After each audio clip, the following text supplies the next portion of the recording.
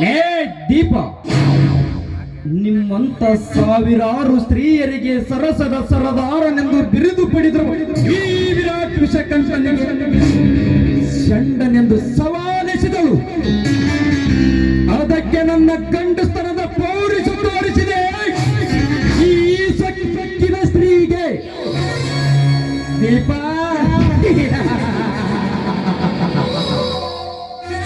ಕಣ್ಣಿಟ್ಟ ಹೆಣ್ಣನ್ನು ಹಣ್ಣಿನಂತೆ ಕಚ್ಚದೆ ಬಿಟ್ಟವನಲ್ಲ ಈ ವಿಕೃತ ವಿಷಕಂಠ.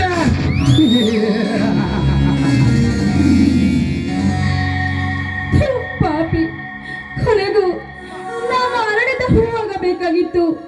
ಆದರೆ ನನ್ನನ್ನು ಕೆಡಿಸಿಬಿಟ್ಟಿಯಲ್ಲೋ ಪಾಪಿ, ನನ್ನ ಬಾಳನೆ ಹಾಳು ಮಾಡಿಬಿಟ್ಟಿಯಲ್ಲೋ. ಅರಳಿದ ಹೂ?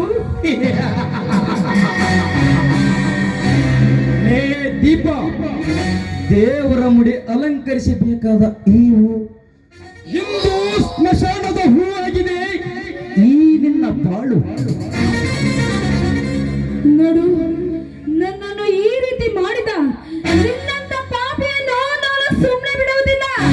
ನಿನ್ನನ್ನು ಈ ಕ್ಷಣದಲ್ಲೇ ನಾನು ಸಾಯುತ್ತೇನೆ. ಆ ಕ್ಷಣವೇ ಈ ನನ್ನ ಶಾಂತಿಗೆ ಸಮಾಧಾನ. ಕೈ ಬಿಡು ಮೊದಲು. ಸೇಡು. ಹೇ ದೀಪ, ನೀನು ಹೆಣ್ಣು, ನಾನು ಗಂಡು.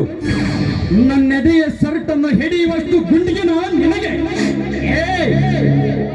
ನಿನ್ನನ್ನು ಸುಮ್ಮನೆ ಬಿಟ್ಟರೆ ಮುಂದೆ ನನಗೆ ಅಪಾಯ. ನೀನಿನ್ನೂ ಬದುಕಿರಬಾರದು.